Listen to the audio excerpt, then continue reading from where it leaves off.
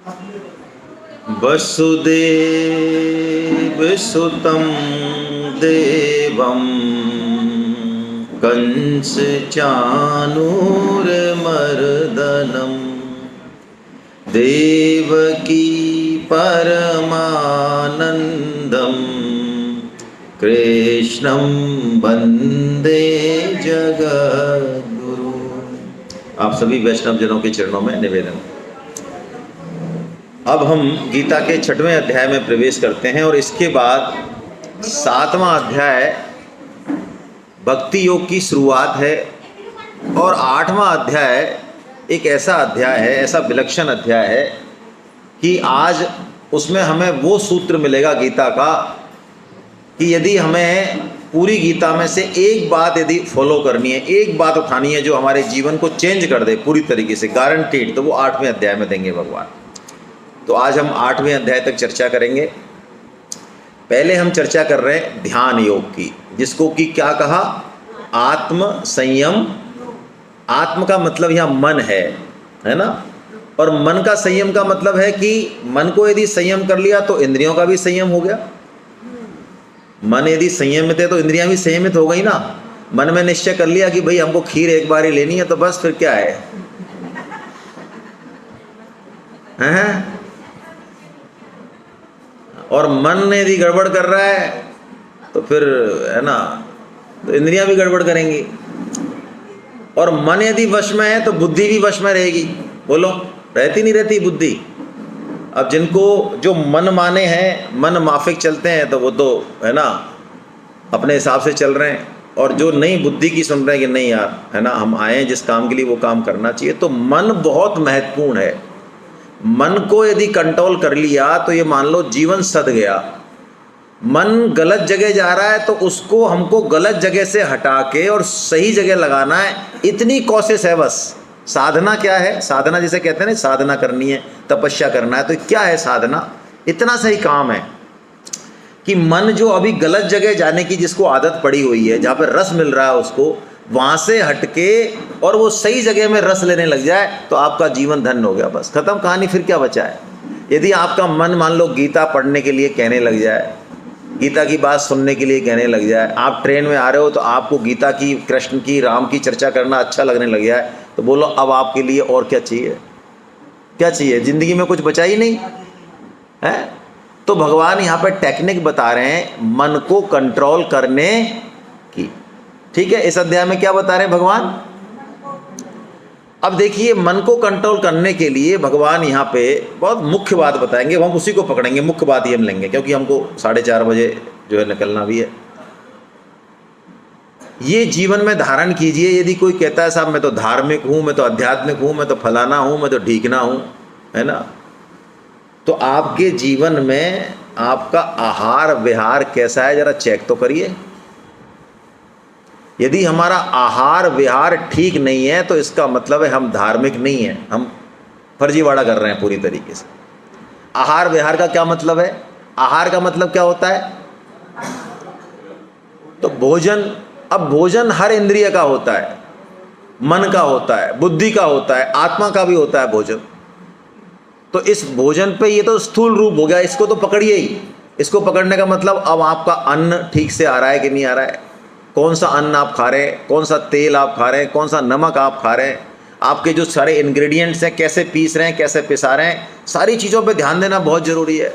आजकल जो है हमारी माताएं बहनें ना ये काम करने में बहुत ज़्यादा विश्वास रखती नहीं है। ये परम तत्व को प्राप्त हो चुकी हैं सब, तो इन्होंने जो है जो पुराने जो हथियार थे है ना, चक्की वगैरह, वो सब उठा के और उन्होंने बिल्कुल पाटिया साफ कर दिया।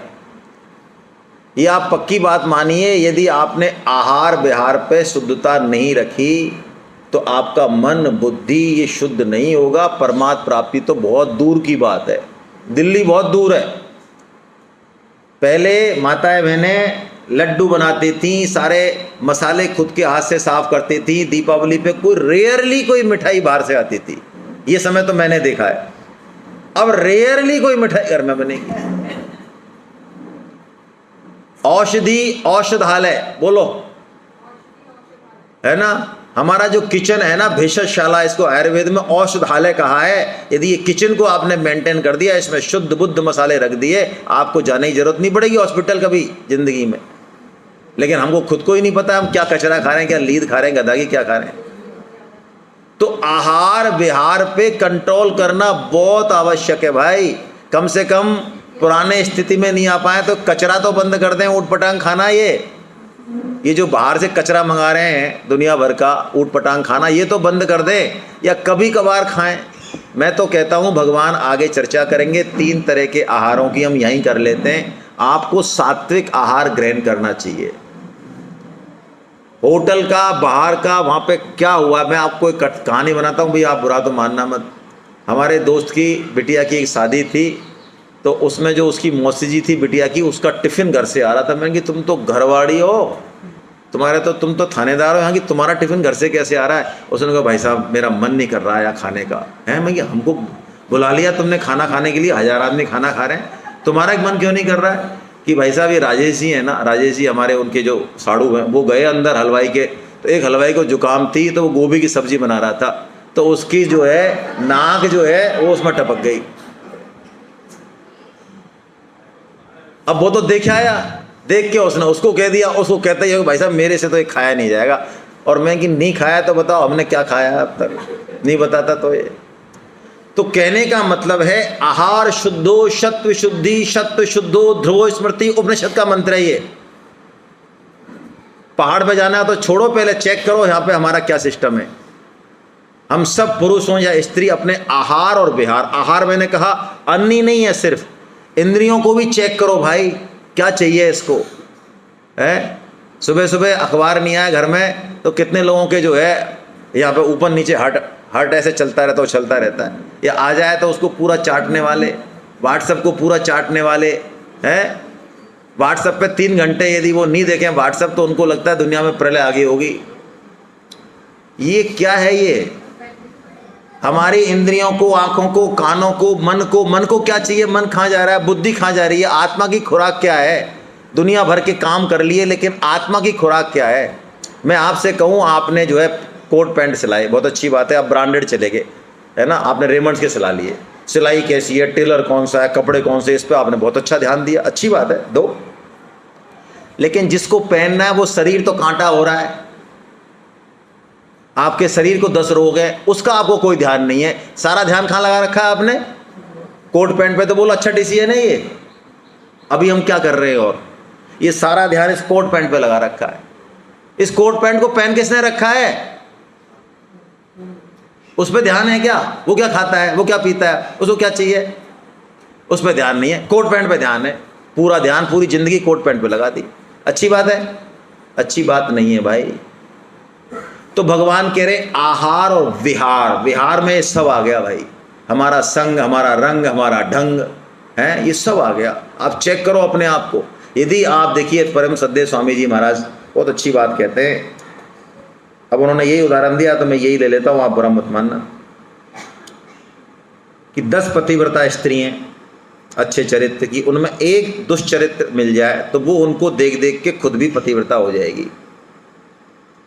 लेकिन 10 जो है गड़बड़ है मामला, एक उनमें अच्छी आ जाए और उन्हीं के संग रहे तो 6 महीने में वो भी कल्याण हो जाएगा उसका भी।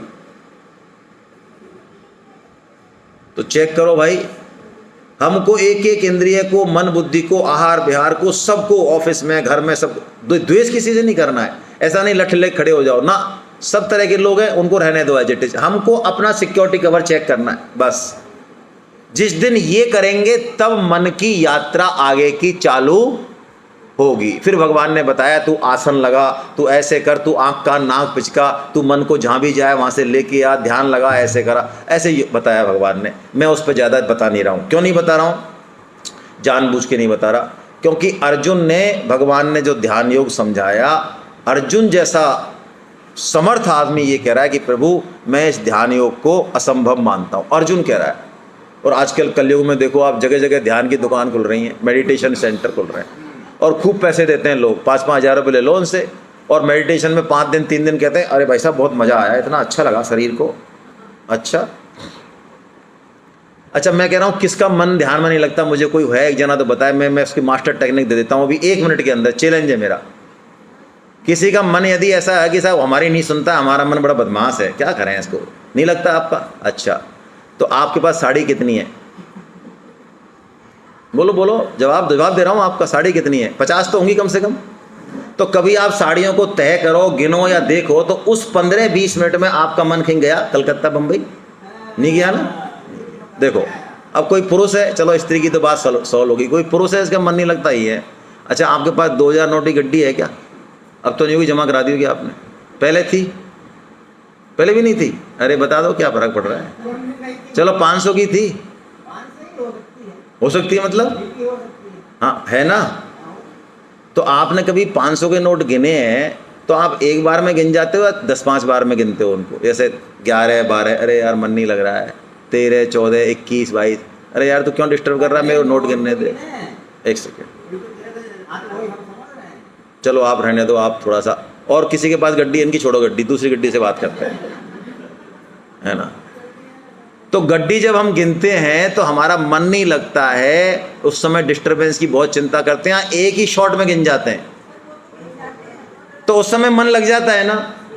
तो इसका मतलब मन हम जहां लगाना चाहते हैं वहां तो लग जाता है, और जहां हम नहीं लगाना चाहते, गीता में कहते हैं मन को बेटा तू ऐसे कर, गीता पढ़, और खुद कहाँ जाना चाहते हैं? व्हाट्सएप में और टीवी में, क्रिकेट मैच में। तो मन कहता है यार मेरा स्वामी जब मैच देख रहा है तो मैं गीता पढ़ के क्या करूँगा, मैं भी जो है इधर आ जाता हूँ। जिस दिन आप स्वयं लग गए, चाबी है ये ध्यान रखें, जिस दिन आपने खुद ने डिसीजन कर लिया, उस दिन आपके मन की ताकत नहीं है कि वो हिल जाए, और यदि वो हिल जाए उसको पनिशमेंट दो।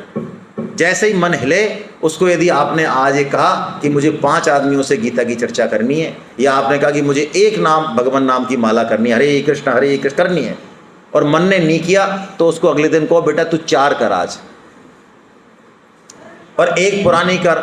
जिस दिन आपने उसको 5 माला करा दी जबरदस्ती पकड़ के, अगली बार वो पंगा आपसे, आपको पता है ये बुखार आता है ना, आप यदि गाँवों से हो तो मुझे नहीं पता आपका बैकग्राउंड, लेकिन हम गांव से हैं, तो बुखार जो है हमारे और आपके जैसे अफसरों के पास तो रुकता है 5 दिन, और किसान के पास वो मुश्किल से 1 दिन रुकता है, चल जाता है, क्योंकि किसान उसको वहाँ ले जाता है खेत पे बुखार को, और वहाँ से हल जुतवाता है उससे। बुखार कहता है मैं हल जोतने आया हूँ क्या? आप समझ रहे हो मेरी बात? बुखार ये देखता है कि ये तो इतनी मेहनत कर रहा है, मेरे को इतनी मेहनत कर रहा है, वो चल देता है वहाँ से। कहने का मतलब है मन के हम राजा हैं भाई, इस चीज़ को पकड़ो, गुलाम नहीं है मन के हम। यदि गुलाम बन के रहोगे तो मन हमको नचाएगा, ये भगवान ने कहा। फिर अर्जुन ने एक प्रश्न पूछा कि प्रभु ये मन बड़ा बदमाश है, इसका कोई और आप बताओ तरीका। तो भगवान ने 2 बताई चीज़, ध्यान रखें इसको। भगवान ने कहा अभ्यास और वैराग्य, इन 2 से मन कंट्रोल हो जाता है। देखो ऐसे कई साधक हैं, मैं आपको निवेदन करूं आप इसको अदरवाइज मत लेना, जो गीता को बिल्कुल जानते नहीं थे, लेकिन आज 1 साल के अंदर, 2 साल के अंदर, 6 महीने के अंदर उनकी स्थिति ऐसी है, वो गीता को पढ़ भी रहे हैं, पढ़ा भी रहे हैं, और गीता को जी रहे रात होते हैं। वो कह रहे हैं सर ये तो हमारी आत्मा में बस गई गीता। बोलो कैसे हुआ? कैसे हुआ? अभ्यास से हुआ। शुरू में उन्होंने पढ़ा, जबरदस्ती पढ़ा, वैष्णवों का संग किया, भगवान का काम किया। तो देखो मन की एक क्वालिटी है, इसको समझो क्या क्वालिटी है, उसको पकड़ो पहले तो। मन आसानी से कहीं लगता नहीं, आसानी से कहीं, और लग जाए तो फिर आसानी से। समझ में आ गई बात? हमने मन अब तक किसको दे रखा था? संसार को, भोगों को, उल्टी पटांग चीज़ों को दे रखा, इस जन्म में भी, पहले जन्म में। इसलिए हमारा मन ऑटोमेटिक गलत चीज़ों में जाता है, क्योंकि उसको इसका अभ्यास है। समझ में आ रही है बात? आपने कभी कोई सेमिनार सुनी कि व्हाट्सएप में 3 घंटे तक मन कैसे लगाएं? हेलो, इंस्टाग्राम पे 3 घंटे तक एक्टिव कैसे रहें बिना एक भी उबासी ऐसे करके? या गीता में सुबह शाम तक लोग ऐसे करते रहते हैं, गीता सुनते रहते तो ऐसे ऐसे ऐसे मुंह फटता रहता है, झटके आते रहते हैं। तो ऐसे व्हाट्सएप में आते हो जब तुम्हें मान लो कि नहीं ये तो आपकी कोई दिक्कत नहीं है, आप गीता में भी करो। किसी को इंस्टाग्राम पे, व्हाट्सएप पे आते हैं, फेसबुक पे आते हैं, आप उल्टे ही हो बिल्कुल, पता ही नहीं। सारे आंसर ही उल्टे देते हो आप। हमें तो नहीं आते भाई किसी को, आप तो स्पेशल केस हो, छोड़ो, अब बात तो छोड़ देने चाहिए। तो कहने का मतलब ये है मन को अभ्यास से, और दूसरा वैराग्य से। अब वैराग्य क्या है? वैराग्य क्या है? देखो, जिन भोगों में हमारा मन अभी फंसा हुआ है, उन भोगों को क्या हमने पहले कई बार नहीं भोगा है?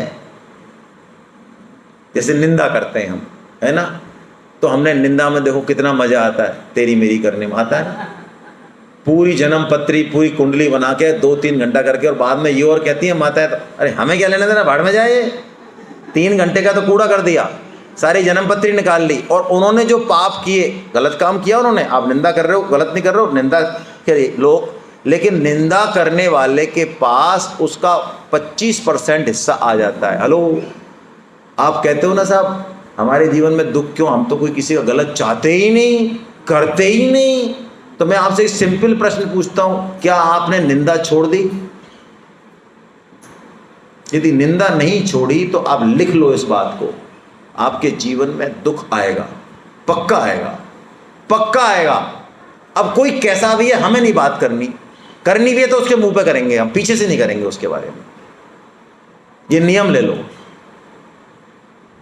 तो वैराग्य का मतलब है जिन चीजों में हमको रस मिल रहा है, वास्तव में वहां रस है नहीं, रस भगवान में है।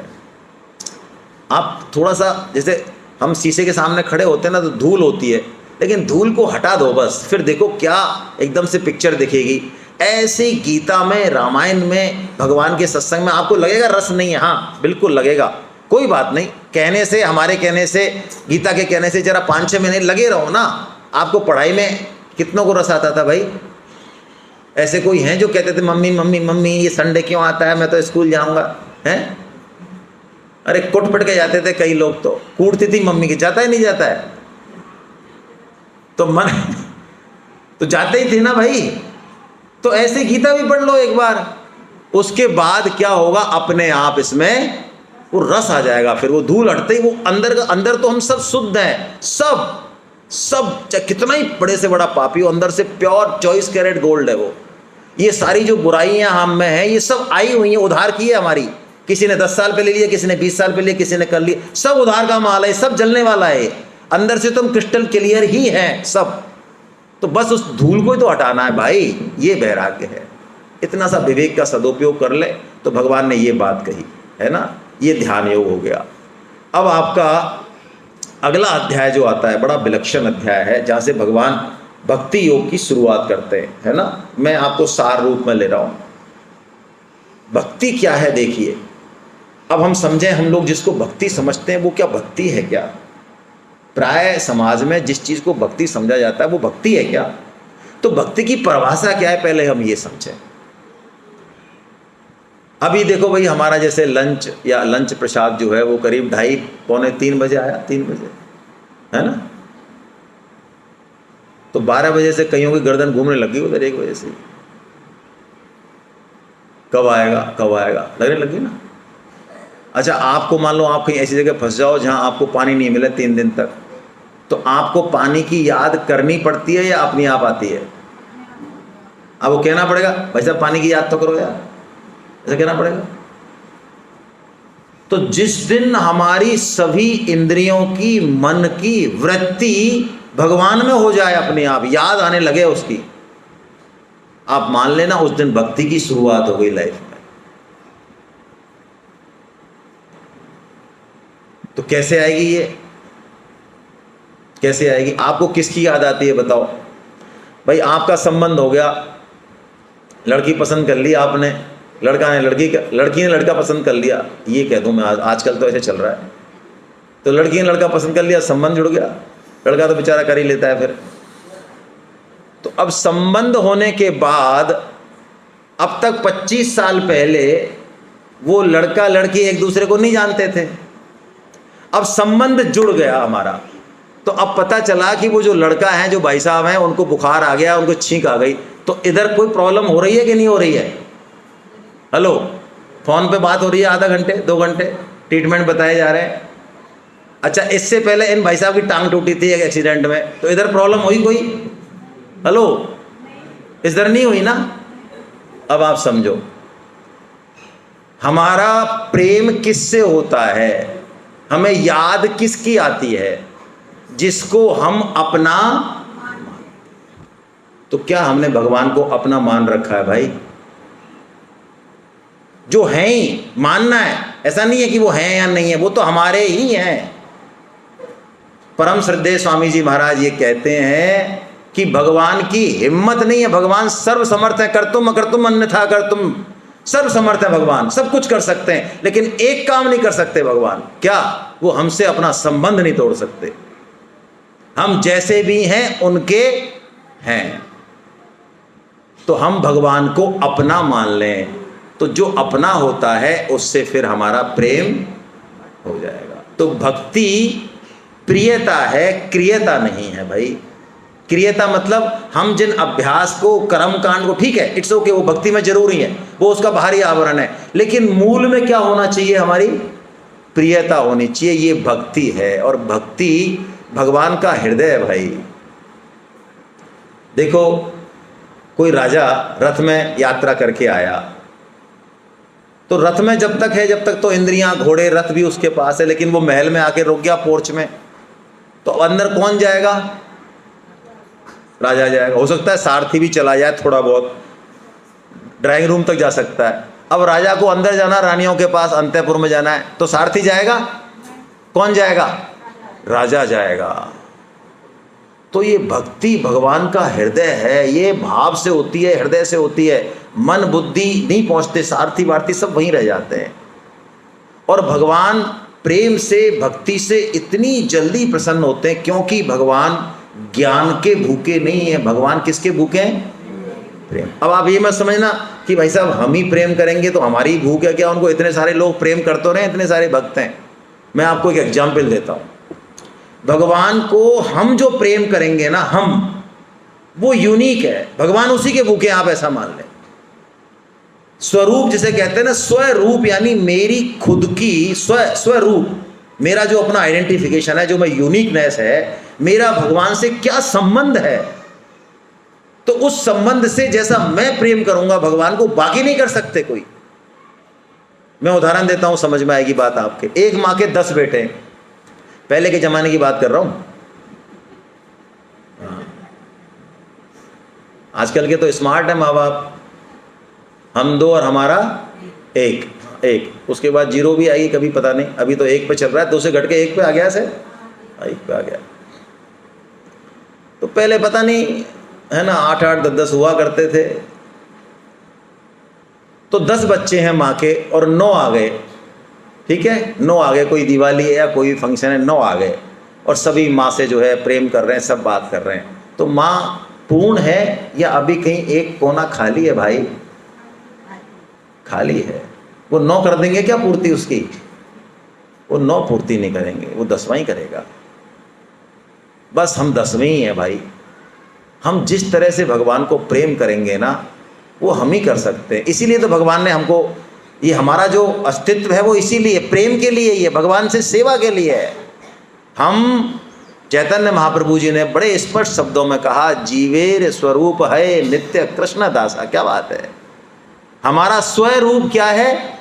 नित्य कृष्ण दासा। ओहो, भगवान की सेवा के लिए हम बने। क्यों बने भाई? हम तो सेवा क्यों करें, कोई हमारी सेवा कर जाए? अरे भाई, हम सेवा करेंगे तो हमें सुख मिलेगा। आप अपना मेकअप करें तो जो शीशे में देख के कर रहे हैं, तो आप इधर मेकअप करते हैं तो अपने आप उधर वाला भी सिस्टम सही होता है कि नहीं होता है? या उसमें अलग से करना पड़ेगा कुछ हैं?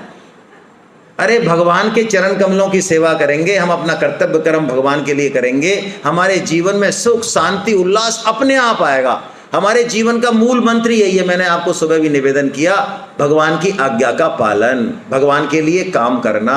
हम भगवान के सेवक हैं, और सेवा में जो सुख है वो कहीं नहीं है। और वो सेवा, ये भक्ति, ये एक ही बात है। भगवान कह रहे हैं, बहुत आसानी से मैं मिल जाता हूँ अर्जुन, मेरी भक्ति बहुत सरल है। पत्रम पुष्पम फलम तोयम यो में भक्त्या प्रयक्षति, ऐसा भगवान कह देते हैं। इतनी सरल है, 9वें अध्याय में बताएंगे भगवान। और भगवान ने 4 तरह के भक्त बताए अपने 7वें अध्याय में। कौन से? अर्थार्थी, जिज्ञासु, ज्ञानी और आर्त भक्त, है ना, 4 तरह के। लेकिन देखिए बड़े मजे की बात है, भगवान ने भक्तों की चर्चा करते करते और सर्वोच्च भक्त ज्ञानी को कह दिया। यानी गीता में ज्ञान में और भक्ति में द्वैत नहीं है, पूर्णता पर ये एक ही हो जाते हैं। हम लोग ये करते रहते हैं, ज्ञान ऊंचा भक्ति ऊंची। भगवान ने सबसे ऊंचा भक्त जो है ज्ञानी को कह दिया। और जब 18वें अध्याय में भगवान सांख्यों का प्रकरण कह रहे हैं, यावांश चस्मी तत्वता, है ना, तब भगवान जो है ज्ञान के प्रकरण में भक्त को कह देते हैं कि भक्त ही मुझे समग्रता से जान पाता है, ऐसा भगवान कहते हैं। यानी समग्रता की बात भगवान यहाँ कर रहे हैं। तो 4 तरह के भक्त भगवान बताते हैं। और भगवान कहते हैं जो मेरे इस स्वरूप को नहीं जानता, मेरे इस करुणा में स्वभाव को नहीं जानता, भक्त वत्सलता भगवान की नहीं जानता, वो लोग कामनाओं के बस देव पूजन में उलझ जाते हैं। किसकी पूजा करते हैं? देवताओं की पूजा करते हैं। तो देवताओं की पूजा करने वालों को भगवान ने मूर्ख कहा। भैया मैं नहीं कह रहा हूं,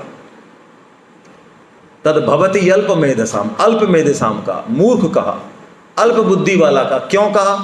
देवताओं को पूजन के अल्प बुद्धि वाला का? हाँ कहा। क्यों?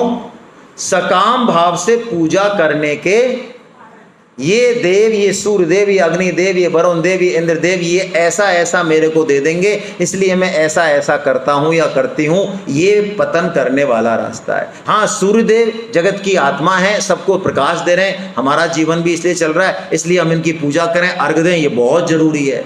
हमारी कुल देवी हैं, कुल देवताएं, संस्कार हैं, उनकी पूजा ये बहुत जरूरी है, लेकिन निष्काम भाव से। क्योंकि देवता कौन है? देखो 2 चीजें हैं, एक तो होते हैं देवता और एक होते हैं लेवता। आप कौन हो, लेवता कि देवता? अरे बोलो तो सही, लेके चुपचाप बैठे हो। तो बचपन से अब तक जन्म हुआ है, लेवता हो कि देवता हो? तो भैया जो लेवता है उसको देवता को थैंक्स नहीं बोलना चाहिए। आप ट्रेन में जाते हो, 2 रुपये का अखबार कोई दे देता है, उसको आप थैंक यू बोलते हो, पढ़ पढ़ा के। हैं यहाँ आपको सूर्य, पानी, हवा सब दे रहे हैं, ये शरीर पंचभूत सब देवताओं से चल रहा है, उनको थैंक्स बोलने में क्या समस्या है भाई? लेकिन भगवान कह रहे हैं उनके मूल में मैं ही हूं। वो देवता तो मेरी व्यवस्था के अंतर्गत दे रहे हैं, मूल में तो देने वाला मैं ही हूं। इस भाव को, इस तत्व को जो नहीं जानता है उसका पतन हो जाता है, ऐसा भगवान कह रहे हैं। ये ऐसा ही है जैसे कि मनी ऑर्डर आए, कोई पोस्टमैन हमको मनी ऑर्डर लेके आए और छोटा बच्चा, हम मनी ऑर्डर ले रहे हैं, हमें तो पता है किसने भेजा है, लेकिन छोटा बच्चा, वो पोस्टमैन पैसे गिन के दे रहा है, तो वो क्या समझता है ये पैसे किसके हैं? पोस्टमैन के। वो बात भी सही है, वो दे रहा है उसके सामने। तो हमको देव पूजन सकाम भाव से नहीं करना चाहिए। सकाम भाव से तो हम कोई काम करें ना, बंधन में पड़ेंगे भाई। निष्काम भाव से करें, क्योंकि हमारा जीवन, हमारा सब सिस्टम, ये सब प्रकृति की से ही चल रहा है। इसलिए हमको बदले में जो हमसे बनता है वो हमको गीता के अनुसार करना। ये भाव रख के हम अपना कर्तव्य पालन करें तो कोई बंधन नहीं है। लेकिन सकाम भाव से, लेने के भाव से यदि हम करेंगे तो ऊंचे से ऊंचा कर्म भी हमारे लिए बंधनकारी हो जाएगा। ऐसा भगवान ने कह के अपना समग्र रूप बताया। अधिभूत, अधिदेव और अधियज्ञ 3 शब्द कहे भगवान ने। तो अर्जुन ने इन प्रश्नों के बारे में भी पूछा, वो हम नहीं ले रहे हैं। एक अर्जुन ने एक प्रश्न पूछा, 8वें अध्याय में 7 प्रश्न पूछे। 7वें प्रश्न बड़ा इंपॉर्टेंट है, हम सिर्फ उसी को ले रहे हैं। क्या प्रश्न पूछा अर्जुन ने 7वें में जो इतना इंपॉर्टेंट है? अर्जुन ने ये पूछा, अधिभूत, अधिदेव, अधियज्ञ, ऐसा, और अध्यात्म, कर्म और ब्रह्म, ये 6 प्रश्न थे। अर्जुन ने पूछा, प्रभु आप अंत समय में कैसे जानने में आते हैं? यानी किसी का अंत समय आए तो आप उसको कैसे मतलब प्राप्त हो सकते हैं, ये बताया। मैं प्रश्न आपके सामने रख रहा हूं, देखो 1 मिनट, आपको थोड़ा लग जाए, अच्छा लगे। ये भगवान इसका उत्तर दे रहे हैं। अंत समय का मतलब क्या है, पहले तो हम ये समझें। अंत समय का मतलब हम क्या समझते हैं? प्राय मृत्यु। लेकिन देखिए, ऐसा समझना ठीक समझना नहीं है। अंत का मतलब है ये जो क्षण गया, ये जो सेकंड गया, इसका अंत अभी हो गया, ये वापस दोबारा। तो जो इस क्षण को सुधार लेगा वास्तव में वही अंत समय को भी सुधार पाएगा। हालांकि भगवान का देखिए ये जो एक रूल नंबर, ये यहाँ पे जो भगवान का विधान है ये बड़ा करुणावान है, हमारा लॉजिक इसमें काम नहीं करेगा। क्या कह रहे हैं भगवान, एक बड़ी अच्छी बात बता रहे हैं अपने बारे में, है ना। एक ऐसा भगवान की करुणा वाला रूल है ये। क्या रूल है, आइए श्लोक को थोड़ा उच्चारण कर लें जल्दी से। अंत काले च मामेव स्मरन् मुक्त्वा कलेवरम यः प्रयाति समद्भावं याति नास्त्यत्र संशय। भगवान कह रहे हैं जो मनुष्य अंत काल में भी मेरा स्मरण करते हुए शरीर छोड़ता है वो मेरे स्वरूप को ही प्राप्त होता है, इसमें कोई संदेह नहीं करना है हमको। अब लॉजिक मत लगा लेना कि साहब दिन में जिंदगी भर तो कुछ वो किया नहीं, पापी था, फलाना था, ये कुछ नहीं। भगवान ने कह दिया इस ओके फाइनल। क्या कहा भगवान ने, अंत काल में यदि मेरा स्मरण किया, उसकी चित्त वृत्ति मेरी तरफ आ गई, मेरे नाम की तरफ आ गई, मेरे कीर्तन का माहौल है, सब कुछ है, मेरा स्मरण हो गया, तो वो मुझको ही प्राप्त होगा, इसमें कोई संशय। अब ऐसा सुन के हमारी जो राजसी बुद्धि है, विषय भोगों वाली बुद्धि है, ये क्या सोचेगी, हाँ क्यों गीता पढ़े हैं यार, इतना क्या 9 से 5 या पकने की क्या जरूरत है, आराम से अभी तो खाओ पियो मौज करो मित्रा, और जब अंत समय आएगा तब भगवान का नाम। तो अंत समय जब हमारा आएगा तो हमको उसकी डेट, दिनांक और समय सब पता ही है, और वो हमसे पूछ के जाएगा भाई साहब आ जाएं क्या, है ना। ऐसा ही होता है सर। आप कहोगे नहीं हम थोड़ा सा अभी मैच देख लेते हैं इंडिया क्रिकेट इसका, इंडिया पाकिस्तान का, उसके बाद आना आप, ऐसा ही होता है।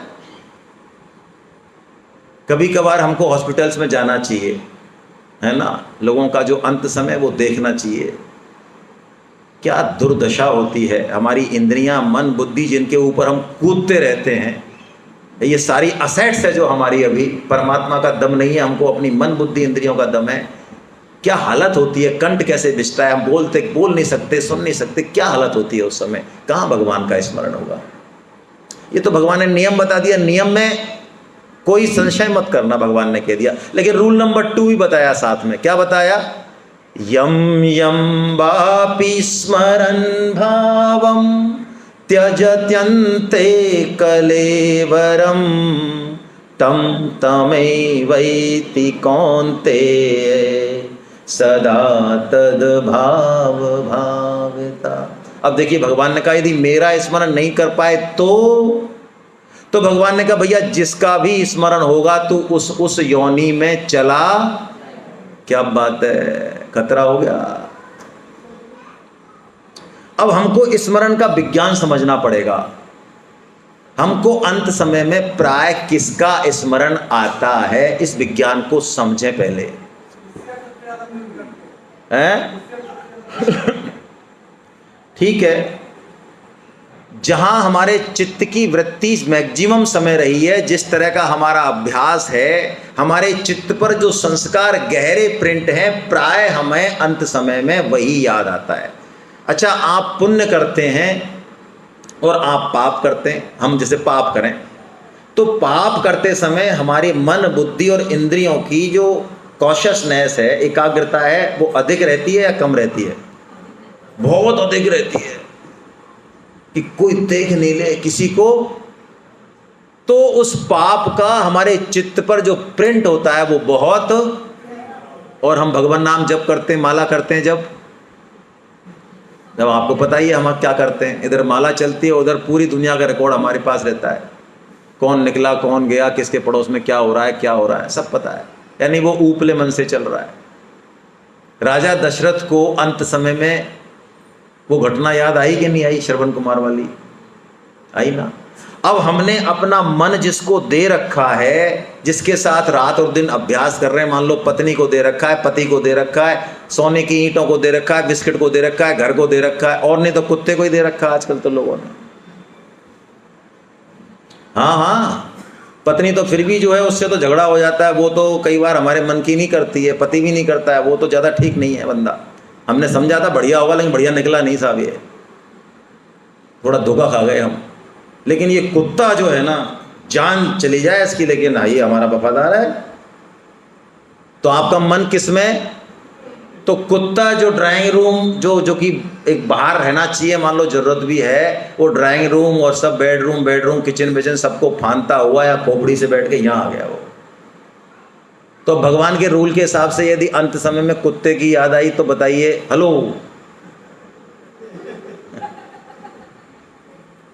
भगवान का कोई लेना देना नहीं है भाई, ऐसा मत समझना। ये इनवाइट हम कर रहे हैं। और प्राय हमारी डेथ कैसे होती है हम जयपुर में देखते हैं। हमने तो परम सेवा शुरू कर रखी है। डेथ होती है तो हम लोग करेंगे क्या? हमें मृत्यु का विज्ञान नहीं पता। जीने की कला तो वो जानेगा जो मृत्यु की कला जान जाए। तो हम क्या करेंगे, उस मरते हुए व्यक्ति ने जिसने पूरी जिंदगी घरवाला में लगा दी, उससे और कोई बात करने के बजाय, गीता सुनाने के बजाय, रामायण सुनाने के बजाय, कीर्तन करने के बजाय, भगवान नाम जप करने के बजाय, उसको जो है लाते जाएंगे आइटम एक से। ये देखो, ये आ गई, कौन? लाली। कहाँ से आई है? अमेरिका से। देखो, पहचान रहे हो इसको? अरे तुमको पहचान के तो यहाँ तक पहुँच गए, क्या पहचानेंगे इनको? हटाओ इनको सबको। अंत समय में भी जब व्यक्ति जा रहा है, उसकी चित्तवृत्ति उसी संसार की तरफ खींची हुई है। तो बताइए हमारी क्या दशा होगी भाई। इसलिए हमको क्या प्रैक्टिस करनी है अभी से ही? हरे कृष्ण कृष्ण कृष्ण हरे हरे, हरे राम राम राम हरे हरे। बोलिए लगातार, कोई शर्म मत कीजिए। ऑफिस में हो, मन से बोलिए, वैसे बोलिए, जब कीजिए भगवान नाम जब। कलयुग केवल नाम आधारा, सुमिर सुमिर नर उतर ही पारा। आप यदि जप करेंगे तो आपका मन, बुद्धि, इंद्रिय सब शुद्ध हो जाएगा। सब भगवान की जिम्मेदारी है। फिर अंत काल में भगवान आपकी जिह्वा पे बैठ के आपको याद दिलाएंगे अपनी। इतनी बड़ी बात कही है संतों ने। हम वृंदावन गए थे आज से 10-12 साल पहले। तो एक उड़िया बाबा परंपरा में संत हैं, बड़े बुजुर्ग बंगाली संत थे। मैंने उनसे पूछा ये बात, जब मैं गीता पढ़ रहा था तब। मैंने कि महाराज हम कोमा में चले गए तो, या कोई एक्सीडेंट हो गया और हम डर गए और भगवान का नाम याद नहीं आया, वैसे तो हम लेने की कोशिश कर रहे हैं। तो उनके मुंह से ये निकला कि यदि आप पूरी सच्चाई से अभ्यास कर रहे हो, भगवान का नाम ले रहे हो, तो भगवान की ये जिम्मेदारी है कि वो अंत समय में अपना नाम आपको याद दिला। बोलो कितनी बड़ी बात है। 16 माला हमको प्रतिदिन करनी चाहिए। कितनी माला? ये हमने जो बोला ये एक मंत्र है। ऐसा 108 बार बोलेंगे तो एक माला हो जाएगी, तुलसी माला। 16 माला अभी जो हम बिजली पानी खर्च कर रहे हैं प्रकृति का, उसका बिल है भाई। हेलो, देना चाहिए नहीं देना चाहिए? वैसे तो कोई आप बिजली का बिल नहीं भरते, कहते चोर है ये भरता ही नहीं है बिल, हम तो भरते हैं। तो बोलो बिजली का बिल भर रहे हो भाई? पानी का, बिजली का बिल अभी से तो भरना चालू करो। अब तक 40-50 साल का जो खर्चा कर दिया वो हिसाब भगवान भूल गए। तो भगवान नाम जप यदि करेंगे तो भगवान ने ये मंत्र दिया, इन दोनों को मिला के ये तीसरा, ये है art of life, art of living. इस मंत्र को उठा लें, अपने जीवन का बिल्कुल एक मोटो बना लें इसको। क्या कह रहे हैं भगवान ने? इतनी बढ़िया बात की। इसको महामंत्र कहा गीता का। तस्मात् सर्वेषु कालेषु माम अनुस्मर युद्ध च मयि अर्पित मनोबुद्धि मामेव वश्यति संशया। भगवान ने कहा तस्मात्, इसलिए, सर्वेषु कालेषु, ओहो, सर्वेषु कालेषु मतलब हर काल में, माम अनुस्मर, स्मरण नहीं कहा भगवान ने, अनुस्मरण कहा। तू मेरा स्मरण भी करेगा, स्मरण के पीछे स्मरण, सतत स्मरण, और क्या करेगा? युद्ध भी करेगा। वाह क्या बात है। संभव है क्या भाई? हेलो, हरे कृष्णा। संभव है, तभी तो कहा है भगवान ने। लेकिन हमें तो असंभव लग रहा है। कैसे संभव है बताइए? हम काम भी करें, ऑफिस का, घर का, सबका, और क्या करें? भगवान का। अच्छा, आप में से ऐसे कितने लोग हैं जो 4 व्हीलर चलाना जानते हैं? काफ़ी जानते हैं। तो आप याद कीजिए, जब आपने शुरू में 4 व्हीलर चलाया था तब आपको बताया गया था ये पहला गियर है, दूसरा इधर क्लच है, इधर ये है, ये स्टीयरिंग है। तो उस समय आप इन 4-5 चीज़ों को मैनेज करने में लगे हो। इतने में आपके दोस्त का फ़ोन आ जाए तो बोलो आप फ़ोन अटेंड कर लोगे? वो आपसे गुस्सा हो रहे हैं, मैंने फ़ोन किया तेरे को 3, तुमने जवाब नहीं दिया। तुम कहोगे क्या जवाब देता, हम पहले गाड़ी चला लें, यही बहुत है भाई। तेरा फ़ोन देखते तुम्हारी गाड़ी जो है। और अब क्या है, जब आपकी प्रैक्टिस हो गई, अब आप गाड़ी चलाते हो, फ़ोन पे बात करते हो नहीं करते हो? पुलिस वाला मना करता है फिर भी करते हो? हम यदि लगातार अभ्यास करेंगे भगवान नाम जप का, उनके स्मरण का, उनके गुणों का, उनकी लीलाओं का, तो ये हमारे सबकॉन्शियस में चला है। भगवान ने कहा सर्वकाल, सोए तब भी, हाँ सोए तब भी। तो देखिए एक बहुत बड़ा मंत्र दिया स्वामी जी महाराज ने। सोते समय आज से नियम ले लो, भगवान का नाम जप करते हुए, किसी लीला का स्मरण करते हुए ही सोना है। और उसके बाद उठते ही क्या शब्द निकालना है? सबसे पहले हरे कृष्णा, या जो भी आप मानते भगवान का नाम। तो आपने जो नींद ली 6 घंटे की, 8 घंटे की, 10 घंटे की, कितनी चल रही है आजकल नींद? भाई जितनी लोगे उतना ही फायदा है। 10 घंटे वाले कितने हैं? अरे कोई नहीं है। ये सब यदि हमने ऐसा किया कि भगवान का ही स्मरण किया और उठते ही भगवान का ही नाम लिया, तो ये हमारा नींद भी क्या हो गई? भगवान की पूजा हो गई। हर समय अभी हम यहाँ बैठे हैं, लोगों से बात भी कर रहे हैं, सब अंदर वो चलते रहना चाहिए, चलते रहना चाहिए, चलते रहना चाहिए। स्वामी जी को उदाहरण देते हैं, हालांकि सुनने में अच्छा नहीं है लेकिन प्रैक्टिकल उदाहरण है, हम सुनेंगे, सभी एक फैमिली हैं। स्वामी जी कहते हैं यदि किसी स्त्री को या लड़की को उसके प्रेमी का बुलावा आ जाए कि 10 बजे वहाँ मिलना है उस गार्डन में, और 8 बजे से उसकी मम्मी ने उसको काम बता रखा, बेटी चटनी पीसना, जरा ये करना, जरा ये करना, वो सारे काम कर रही है, बहुत परफेक्टली कर रही है, लेकिन उसका ध्यान कहाँ लगा हुआ है कि मुझे 10 बजे, बस ऐसे ही साधक संसार में लगा हुआ है, लेकिन उसका ध्यान भगवान की तरफ है, उसके नाम जप लीला की तरफ है। भगवान ने कहा यदि तू ऐसा कर लेगा, तस्मात् सर्वेषु कालेषु मां मनुष्मर युद्ध च, ये जीवन जीने की कला, युद्ध भी देखिए, कर्तव्य कर्म नहीं छोड़ना है। कई बार हम लोग माला करते हैं, लेकिन माला जब करते हैं जब हमारी घर में सबसे ज़्यादा ज़रूरत होती है। नहीं करना ऐसा भाई, ये कपट भक्ति है। आप अपने सोने के टाइम में से माला करो, 3 घंटे तो सोएंगे दोपहरी में, जब लोगों को जरूरत पड़ेगी तब माला करने बैठ जाएंगे। ये कौन सी भक्ति हो? ये कपट भक्ति है। अपना कर्तव्य कर्म करें और अपना जो टारगेट है वो भी पूरा करें, जल्दी जगह है ना। तो भगवान ने कहा तुम मुझे ही प्राप्त होगा, इसमें कोई संशय नहीं। कितनी बढ़िया बात है। प्रैक्टिस करें, अभ्यास करें, संत कृपा करें, वैष्णव संग करें, गीता का माता का आश्रय लें, सब करेंगे भगवान, सब अच्छा होगा। शुरू में कठिन लगेगा, धीरे धीरे सब होता जाएगा। हमने नहीं सोचा था ऐसी दिव्य भूमि पे हम कभी जो है भगवान की बात सुनेंगे। देखिए आप हैं, अरे परम श्रद्धेय प्रभुपाद जी महाराज ने 69 साल की उम्र में, आप सोचो तो सही, हम सुन लेते हैं, हम जरा अपने ऊपर घटाएं भाई। 69 ईयर की एज में हमारी हालत क्या होगी। वो विदेश में पहुंचते हैं लोहे का बक्सा लेके और वहां झुमा देते हैं लोगों को। कैसी कृपा होगी भगवान की, कैसे भक्त रहे होंगे।